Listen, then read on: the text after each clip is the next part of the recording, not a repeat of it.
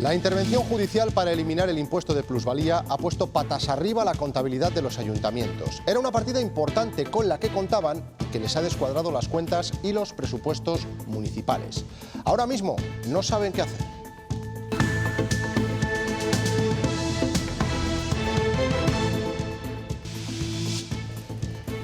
Es un fragmento del meteorito que cayó en la localidad leonesa de Reliegos en 1947. Un vecino de Hernani lo vendía en internet por 50.000 euros y la Guardia Civil le ha pillado. La pieza se encuentra ahora en el Museo de Ciencias Naturales.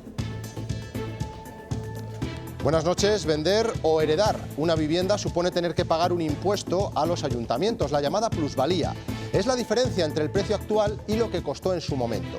El Constitucional lo ha eliminado y los consistorios dejarán de ingresar mucho dinero, tanto que les va a descuadrar los presupuestos. Los alcaldes, como se pueden imaginar, han puesto el grito en el cielo. Estamos realmente muy preocupados. Nos podemos ver abocados a prorrogar los presupuestos. Reclamaremos una compensación por parte de la Administración Central. Por un decreto, que es lo que el procedimiento administrativo más ágil. Para que con la mayor antelación posible se subsanen esos errores.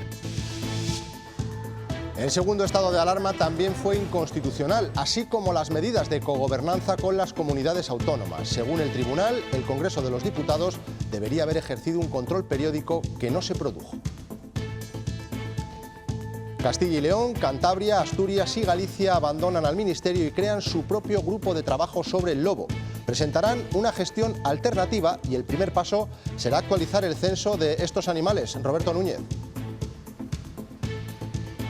Quieren que el punto de partida sea demostrar que el lobo ibérico no está en peligro de extinción en estos territorios que acumulan el 98% de las poblaciones. Ellos han estado gestionando la conservación de la especie y ha sido una buena gestión. Por eso les molesta que el Ministerio ni siquiera les haya tenido en cuenta a la hora de elaborar la estrategia nacional.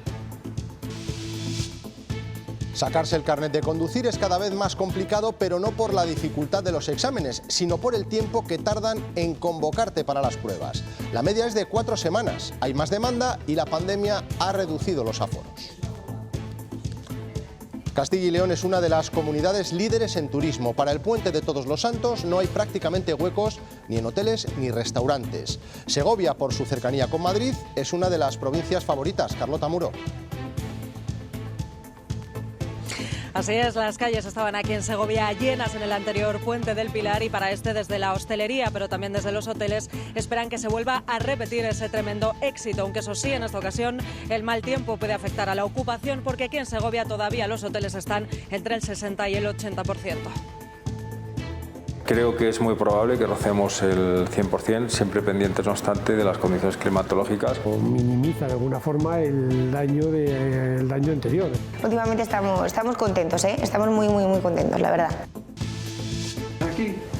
Se busca un mapa robado muy valioso, debería estar en Palencia, pero en 2019 se descubrió que había desaparecido. Es la primera representación del Caribe, obra de Magallanes. Una exposición en Burgos quiso mostrarlo, pero al recibir el material se dieron cuenta de que no era el auténtico. Se acercan cambios en el tiempo y mañana tendremos un día de transición. Estará despejado por la mañana y se irá cubriendo a medida que avance la jornada. Las temperaturas se mantienen estables. Las máximas todavía serán muy agradables. Los ayuntamientos reaccionan con recelo a la eliminación del impuesto de plusvalía. En todo el país recaudaron el último año registrado casi 2.500 millones de euros, 52 en los consistorios de la comunidad. La sentencia del Constitucional descuadra las cuentas y los presupuestos municipales. Carla Martín. La eliminación del impuesto de plusvalía supone que los ayuntamientos del país dejen de ingresar unos 2.500 millones de euros, según los cálculos de la Federación de Municipios y Provincias. En el caso de Burgos, una de las ciudades que más dinero recauda por habitante, la cifra supera los 10 millones. La noticia llega además en un momento en el que los equipos de gobierno de los diferentes consistorios se encuentran inmersos en la elaboración del borrador de presupuestos para el próximo año, un documento que, por supuesto, podría verse afectado por esta reducción de los ingresos. La anulación del impuesto de plusvalía amenaza las cuentas de los ayuntamientos. Estamos realmente muy preocupados. Estamos hablando de que aproximadamente esto supone el 5% de los ingresos. De los impuestos con los que luego pagamos las cosas del día a día. Un agujero que llega en el momento en el que se están ultimando los presupuestos municipales, que ahora quedan en el aire. Pues es una fuente de financiación importante para cuadrar los presupuestos. Y es que no nos puede dejar a la deriva. Que nos podemos ver abocados a prorrogar los presupuestos.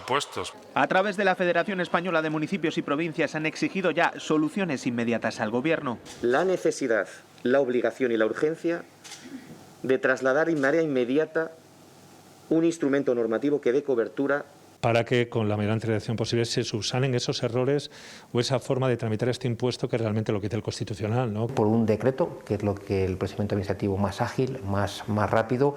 Y reclamaremos una compensación por parte de la Administración Central. El Ministerio de Hacienda está a la espera de conocer al detalle la sentencia para tomar medidas, pero asegura que tiene preparado un borrador legal que ofrecerá seguridad jurídica y garantizará la constitucionalidad del impuesto. Lo que no ha dado a conocer aún es la fórmula que utilizarán ni si se creará ese fondo compensatorio que piden los municipios. La supresión del impuesto de plusvalía no podrá ser reclamada por todos los que lo abonaron. Dependerá de la forma de pago. Porque hay ayuntamientos que eligen como forma de gestión la liquidación. En ese caso hay un mes para recurrirla. Si no se ha recurrido en ese mes es firme y posiblemente esa gente no pueda acogerse ya a los efectos de esta sentencia. Y esto deja algunas paradojas. En León sería susceptible de pedir la devolución durante los últimos 4 años, pero sí que es cierto que en la propia provincia de León, por ejemplo San Andrés del Rabanedo, que es el Alfoz, ahí ya se hace mediante liquidación del ayuntamiento, por lo cual solo podrían las operaciones realizadas en el último mes, ¿no? La clave es la firmeza del proceso. Cuando es una autoliquidación no es firme, tienes 4 años para autorrevisártela o que te la revise la administración. Cuando es una liquidación firme que te practica la propia administración y es firme porque no se ha recurrido, pues eso es lo que te marca la diferencia. El Constitucional ha comunicado que no tendrá efectos retroactivos. Pues lamentablemente ahora mismo no tendrían argumentos, solamente una nulidad de pleno derecho podría permitir esta vía. A partir de ahora y hasta que el Gobierno apruebe una nueva norma, si usted está a punto de vender un inmueble puede seguir adelante y no se le aplicará el impuesto. También se han referido a este asunto desde la Junta de Castilla y León como desde la delegación del Gobierno. Virginia Barcones ha pedido esperar a que se conozcan los detalles de la sentencia. Que se está trabajando para tener una normativa que sea acorde con la jurisprudencia en este momento, con la sentencia del Tribunal Constitucional, sin que haya una merma para las arcas municipales. Ustedes saben que este impuesto era una fuente importante de ingresos, de recaudación para las entidades locales. Podría hacerse una reflexión sobre la inacción del Gobierno en la regulación tributaria todo ese tiempo, a pesar de que era una cuestión que podría verse venir, pero nosotros no estamos en este momento fundamentalmente para hacer críticas al Gobierno en relación con lo que pudo haber hecho y no hizo durante el plazo en que pudo haberlo hecho. La incidencia del COVID en Castilla y León regresa al riesgo medio de alerta 1 mes y 4 días después de abandonarlo. La incidencia sube, pero muy poco, solo basta con compararlo con el resto de olas. El crecimiento en las últimas semanas es mínimo y no se puede llegar a hablar de momento de un repunte en los contagios. Aún así, hay provincias que doblan esa incidencia. Es el caso de Ávila. Samuel Senovilla. Así es, de hecho Ávila solo se sitúa por detrás de Segovia en la tasa de incidencia acumulada a 14 días con 102 casos y a 7 días con 14. Eso sí, el aumento de casos en Castilla y León es generalizado y por primera vez desde el pasado 23 de septiembre la comunidad autónoma se sitúa en riesgo medio. Datos que por el momento no son preocupantes porque pese al ligero repunte, estas cifras todavía están lejos de ser altas y de igualar a la de anteriores olas. Sanidad lamenta el pasito para atrás cuando estábamos a punto de llegar a la meta. Esto del COVID es duro porque cuando estás a punto, hemos llegado a tener 27 por 100.000 habitantes, estamos cerca de ese 25. Aunque de momento la subida es todavía mínima y no ha repercutido en los hospitales. La ocupación COVID es del 1,24% en planta y del 6% en la UCI. Eso sí, la Junta se prepara por si acaso, por eso el cambio sobre el pasaporte COVID. Lo que queremos es estar preparados para, en el caso de que se produzca un incremento, no hacer cierres de negocios, que eso realmente es muchísimo más doloroso y más drástico. Pero tranquiliza a los hosteleros. Hablé con el presidente de la Asociación de Hosteleros porque se ha generado un poquito de inquietud sobre este asunto para decirle, bueno, en este momento no estamos, este Consejo de Gobierno no se va a tomar ninguna decisión, estamos viendo un poquito cómo evoluciona la incidencia, vamos a ver cómo va la curva. Lo que estamos viendo de ritmo de crecimiento en este momento no es el ritmo de crecimiento que hemos tenido en otras ocasiones. No se va a aprobar de momento y de hacerlo se consensuará con ellos cómo implantarlo, igual que ya lo ha hecho Galicia o Cataluña. Y aunque la temporada de fresa está terminando en Segovia, sigue subiendo el número de casos que afectan a los temporeros. Hay 7 brotes activos, algunos desde hace un mes. El último se declaró ayer en Coca. En total suman 128 contagios, 5 más que ayer y más de 200 personas en estudio. El Tribunal Constitucional también ha declarado ilegal el segundo estado de alarma. En Castilla y León se pusieron casi 28.000 multas, más de 10.100 por incumplir el horario nocturno, por el número de personas en reuniones privadas y por lo que se consideraban irregularidades en la hostelería. Consideran que se privó al Congreso de los Diputados de ejercer el control democrático que le correspondía. Daniel de la Fuente.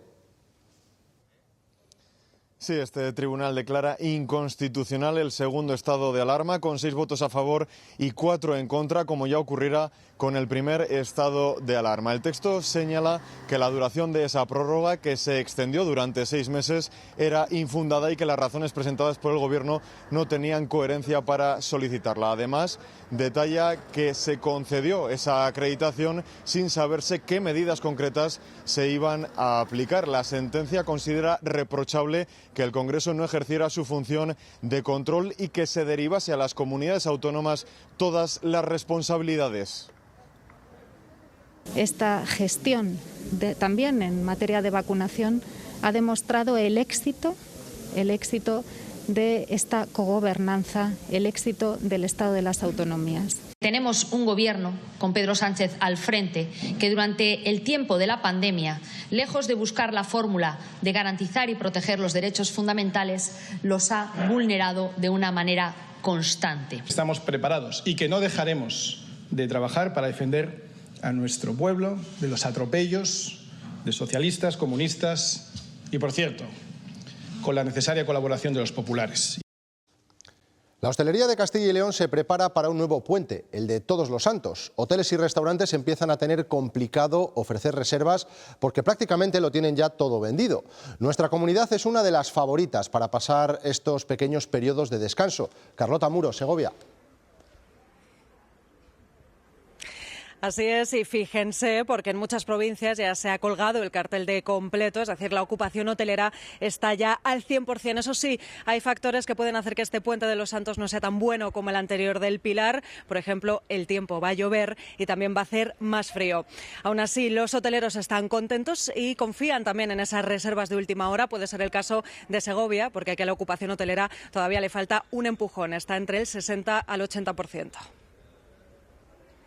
Creo que es muy probable que rocemos el 100%, siempre pendientes, no obstante, de las condiciones climatológicas que pueden apoyar o pueden ir en detrimento, ¿no? Pero creo que las previsiones a día de hoy son muy buenas. Que ahora cualquier cosa nos parece muy buena, pero independientemente de eso, la verdad es que hombre, un 75-80% en estos 3 días, es verdad que son solo 3 días. Si buscan una habitación para pasar este puente de noviembre en Soria, no lo intenten. La tasa de ocupación ya es del 100%. Ocurrió lo mismo en el mes de octubre e incluso en septiembre los datos de ocupación hotelera doblaron a los de 2020. En las recepciones de los hoteles ya no pueden hacer hueco a nuevos clientes para este puente. Soria ya goza del 100% de ocupación en la capital y lo hace desde hace tiempo. Desde que se quitaron las restricciones del COVID ya esto ya ha ido en evolución. En verano, por ejemplo, las reservas iban siendo casi día a día. Hemos estado al completo todo el verano, pero eso, iban siendo día a día. Se confirma una tendencia que desde el pasado verano ya hizo que los alojamientos recuperasen cifras cercanas al 2019. Llevamos ya semanas, desde el tema de la recolecta de setas y demás, llevamos unas semanas ya pues casi al 100% siempre, sí. En los restaurantes se vive la calma antes de la tormenta de clientes. En torno a un 80% de las mesas ya están reservadas y conseguir mesa el mismo día no es aconsejable. Estos dos últimos puentes ya lo hemos notado, que ya hay un ambiente que la gente quiere volver a salir, se preocupa de llamar para reservar, para asegurarse tener un sitio. Entonces estos dos últimos puentes ya lo hemos notado y a lo largo que va pasando la semana se nota cada día más. Así se presenta el puente de noviembre. El turismo de Castilla y León elige Soria como destino con más afluencia en los últimos meses. Llega el armisticio entre PSOE y Podemos, que han acordado cómo van a negociar la reforma laboral. La ministra de Trabajo conducirá el diálogo con los agentes sociales, pero con altos cargos de Economía e Inclusión Social en la mesa. Además, el propio Pedro Sánchez va a presidir una reunión este martes con todos sus ministros para pactar el texto definitivo. Las dos vicepresidentas dan por cerrado su capítulo de desavenencias. Estoy muy satisfecha de que hayamos tenido un acuerdo para poder tener una buena metodología. Tengo satisfacción. Le doy las gracias a los equipos negociadores. Los dos socios de coalición han pactado que sea Yolanda Díaz quien comande la negociación de la reforma laboral con los agentes sociales. Además, Nadia Calviño no se sentará en la mesa. Pero Unidas Podemos sí que ha aceptado que estén otros altos cargos de los ministerios de Economía y de Inclusión Social. Antes de nada, el propio Pedro Sánchez presidirá el martes una reunión en la que se abordará el contenido de la reforma como quería Díaz. Que lidere este compromiso el presidente del Gobierno. Después habrá otros encuentros semanales en los que se negociará cada paso, aunque Moncloa insiste en que básicamente están de acuerdo. Nunca ha habido diferencias de fondo. Tratarán de pactar la norma con sindicatos y patronal. Los empresarios piden discreción y no se decantan por ninguna parte del Gobierno. Yo no voy a entrar en el juego de lo he dicho antes, si quiero a papá o a mamá. Yo lamento profundamente que haya habido esta especie de tormenta en un vaso de agua que nos ha despistado. UGT deplora las discusiones públicas del Gobierno, mientras que Comisiones Obreras pide derogar la reforma laboral aunque no le guste a la COE. Conceder derecho a veto a COE es una torpeza enorme. Mientras Pablo Casado dice no fiarse de Sánchez. Llegaremos hasta el final para exigir que el acuerdo que ha firmado Sánchez con Europa se haga público. El presidente del PP pide que se mantenga la reforma laboral tal y como está. El Consejo Interterritorial de Servicios Sociales ha abordado hoy en Madrid el reparto de 50 millones de euros para mejorar la accesibilidad de las viviendas de personas dependientes. Castilla y León ha mostrado su malestar por la tardanza, dicen, con la que llegan estos fondos. Palabras muy duras hoy del consejero de Presidencia contra el Partido Socialista de Castilla y León. Les ha acusado de crear de forma permanente sensaciones de inestabilidad, de faltar al respeto a las instituciones y de buscar tránsfugas para formar gobierno. Ángel Ibáñez no descarta incluso que puedan presentar otra moción de censura. A ver, evidentemente, con total naturalidad diré que sí estoy preocupado. El hecho de que en este caso el principal partido de la oposición planteara ya en el mes de marzo del año pasado una moción de censura y que además se haya sustentado en una persona que ha abandonado su formación política para pasarse a ser no adscrita, en lo que supone yo creo que un ejercicio de transfugismo de manual, nos hace pensar que evidentemente hay una estrategia de desestabilización del Gobierno y del Parlamento autonómico en el que, consiguiendo captar el interés, digámoslo así, de algún transfuga más, pudieran dar un vuelco al Gobierno. Nuevas herramientas para detectar infracciones de tráfico. Estas imágenes se han grabado desde un dron de la DGT. Vuela a 120 metros de altura y puede llegar a alcanzar una velocidad de 80 kilómetros por hora. Su misión es proteger a los más vulnerables, como los ciclistas o los peatones. Este artefacto se incorpora desde hoy al mantenimiento de la seguridad en las carreteras de Castilla y León. Trabajamos con la DGT formando equipos mixtos, de tal forma que tanto el piloto como el operador de cámara, como los agentes notificadores, pues forman un equipo en carretera pues, para detectar aquellas infracciones más graves y después proceder a la notificación de estas denuncias. No son buenos tiempos para sacarse el carnet de conducir y si se hace es indispensable tener un poco de paciencia. Los exámenes teóricos van con un retraso de 4 semanas. Ha aumentado la demanda y todavía se están pagando las restricciones de aforo marcadas por la pandemia. Antes de la pandemia, llegar a esta aula una vez recibida la formación en la autoescuela solo llevaba una semana. Ahora, para examinarse del teórico, hay que esperar algo más. Los 30 días, 4 semanas, 5 semanas, se ha ido alargando hasta las 8 semanas. El verano es época para sacarse el carnet de conducir, pero la limitación de aforos lo ha complicado. Habitualmente examinábamos a 30 personas en cada sesión y tuvimos que bajar a 23 personas. También hay más demanda. Las autoescuelas, debido a la pandemia, han recuperado a un alumno, el de 18 años. Yo creo que el padre o la madre valora que es más importante hoy en día que el alumno tenga un elemento de movilidad individual. Para volver a las cifras normales se han abierto sesiones extraordinarias de exámenes. En vez de hacer a lo mejor 3 turnos cada miércoles, hacemos un día, 2 días o 3 días y hacemos 6 turnos. Empezamos antes, terminamos más tarde, pues y lo concentramos todo en un día. Esperemos que llegado el fin de año seamos capaces de asumir la demanda y volver a los turnos habituales. Valladolid no es la única provincia con acumulación de alumnos a la espera del examen teórico. También ocurre en Salamanca y León. En 1947 cayó en la localidad leonesa de Reliegos un objeto del cielo que asustó a los vecinos. No era un avión, como creían, era un meteorito. Un pedazo estuvo custodiado en el Museo de Ciencias Naturales hasta que se le perdió la pista en 1993. Ahora la Guardia Civil lo ha recuperado tras la denuncia del propio museo, que lo encontró en venta en una página web. Se localizó al vendedor en Hernani, Guipúzcoa, al que se acusa de un delito de apropiación indebida. Pero la investigación sigue abierta. Y la investigación continúa abierta en el sentido de que parece ser que este meteorito era usual que hace años los propios conservadores se llevaran para su estudio propio, a su domicilio, muchas veces partes o fragmentos para su estudio. Entonces parece ser que esta persona falleció ya hace unos cuantos años, en el 93, y a partir de ahí es cuando se le pierde el rastro. ¿Cómo se mide el valor de un meteorito? Pues en este caso por la rareza de haber caído en España, pero científicamente no es una pieza muy destacada. Nos lo cuenta José Vicente Casado, el único cazameteoritos profesional del país y conductor además del programa que emite Castilla y León Televisión. Científicamente no es que sea un tipo raro ni especialmente valioso. Museos de todo el mundo, incluyendo españoles, compran meteoritos. Los meteoritos son un objeto legítimo para el comercio entre las personas, según dice la ley. Aquí lo que se está dilucidando es si esta pieza, este ejemplar, fue sustraído del Museo de Ciencias Naturales de una manera irregular y luego se ha puesto en el mercado para vender. Las comunidades autónomas que cuentan con más población de lobos se han plantado y se han levantado de la mesa de negociación del Gobierno. Sin el Ministerio para la Transición Ecológica pretenden elaborar un plan alternativo. Roberto Núñez, cuéntanos.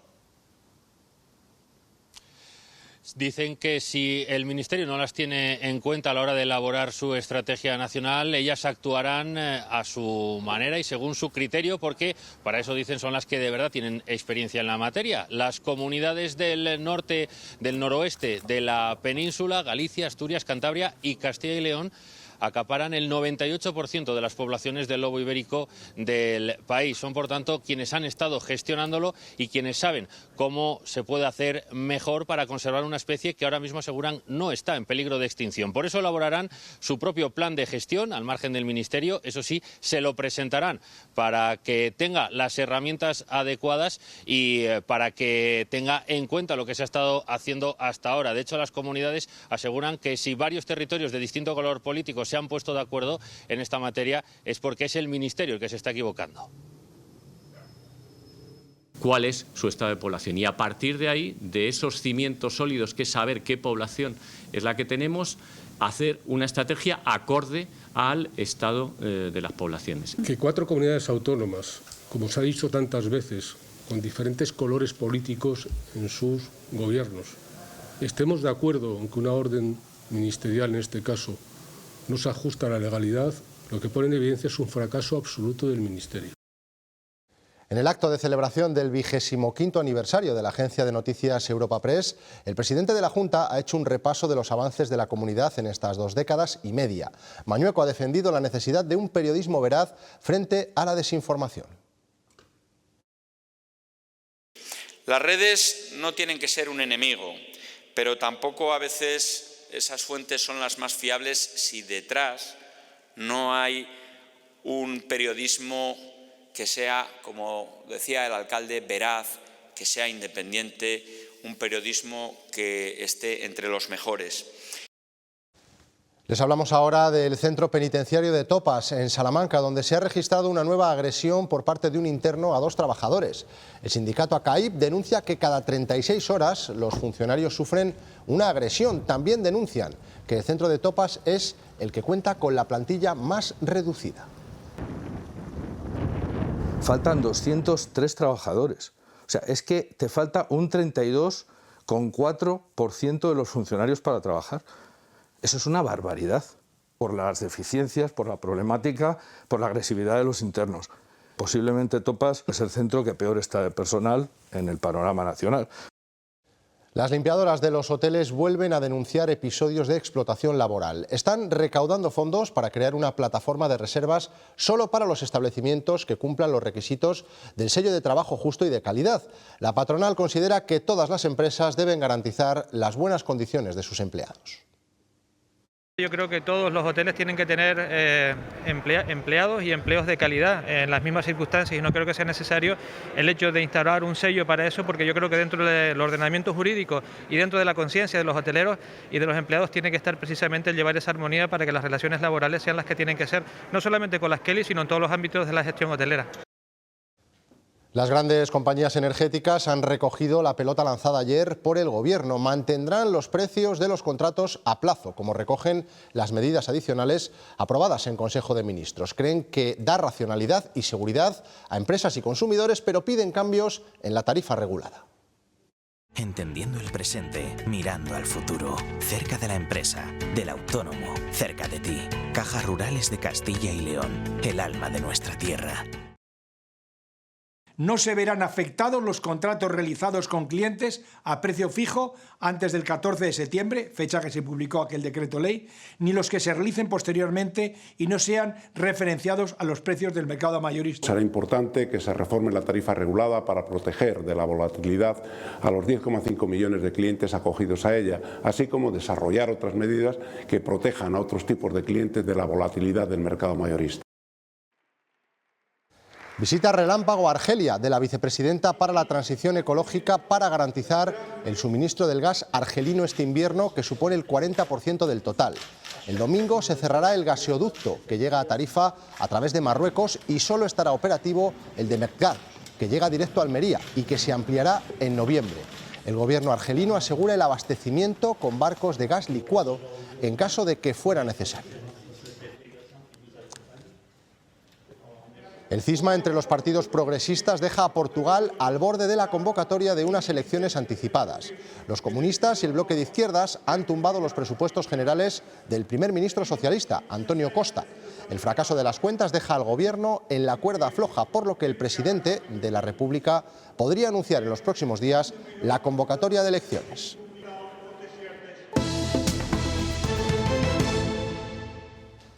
Son imágenes en directo de La Palma. En una noche más de erupción del volcán de Cumbre Vieja. Durante todo el día ha emitido una importante nube de ceniza y en la isla se han registrado esta tarde otros 2 terremotos de 4,5 grados de magnitud. El primer mapa del Caribe está desaparecido, un documento cartográfico que se conservaba dentro de una publicación en la biblioteca de la Catedral de Palencia. En 2019 viajaba a una exposición en Burgos donde descubrieron que habían dado el cambiazo. Ahora se investiga qué ha podido ocurrir. Lola Rebolleda. Ha sido la denuncia de un periodista la que ha reabierto esta investigación sobre el robo y falsificación del primer mapa del Caribe. Un documento que se encontraba en un libro que lleva siglos aquí en la biblioteca de la Catedral de Palencia. Hoy la policía ha requisado el ejemplar para intentar averiguar quién hay detrás de este delito contra el patrimonio. Quien entró, dejó una copia y se llevó el primer mapa del Caribe. Es lo que intenta averiguar la policía, que lleva varias jornadas investigando en esta biblioteca, la de la Catedral de Palencia. Pues aquí, el primer día han venido a preguntar, a investigar, ayer investigaron más. Si hay pistas que seguir, entiendo que por lo menos se puede intentar, ¿no? El caso se remonta a 2019. El libro con el documento cartográfico de incalculable valor histórico salía de la SEO palentina a la burgalesa. Parece que el autor de este mapa fue el propio Juan Rodríguez de Fonseca, que fue después obispo de Burgos. Allí formaba parte de una exposición sobre el viaje de Magallanes y Elcano, y fue donde descubrieron que este mapa no era el de 1514. No era un mapa del Caribe, era un mapa del Río de la Plata. Yo me quedé pegada, lívida, o sea, esto no puede ser. La investigación se archivó y ahora se reabre a raíz de la denuncia de un periodista. Lo único que está claro es que el cambiazo no es actual. Yo en el archivo de la catedral empecé a trabajar en octubre de 2011. No le ha pedido nadie, ni ha venido a investigar nadie sobre él. Es la primera representación del Caribe, fruto de viajes no exentos de problemas. Parece que esa condición la ha heredado su legado cartográfico. La Seminci dedica un apartado a los Beatles, a su influencia no solo musical, sino también cinematográfica. Pattie Boyd, la modelo que estuvo casada con George Harrison, ha sido la madrina del estreno en Valladolid del documental Los Beatles en la India. Precisamente, ella conoció al que fue su marido en un rodaje. Fue en el rodaje de esta película, A Hard Day's Night, cuando se vieron por primera vez, año 1964. Fueron a nuestro set, estábamos otras 3 chicas y yo. Muy educados, nos dieron la mano y dijeron: hola, soy George, soy John, soy Ringo, soy Paul. Y así la modelo Pattie Boyd conoció al Beatle George Harrison, con quien se casaría 2 años después. Era muy guapo, con unos hermosos ojos de terciopelo. Enamorada sí, pero en una relación con tantas rosas como espinas. Te hacía sentir muy pequeña. Estabas con alguien tan importante que cuando te cruzabas con gente que no conocías, sucedía que ellos solo querían hablar con George. El divorcio llegó a los 8 años de casarse y entonces entraría en la vida de Pattie Eric Clapton. Dicen que llevaba años enamorado de ella. Ahora Pattie Boyd está en Valladolid. La Seminci aplaude la aportación de los Beatles al cine y a la cultura con la proyección de varios documentales, entre ellos este, el decorado de una historia de amor. Nosotros nos vamos, les dejamos ahora con los deportes y con Fernando Escudero. Recuerden que pueden seguir informados siempre que lo deseen en nuestra página web, ciltv.es. Que pasen una feliz noche. Adiós.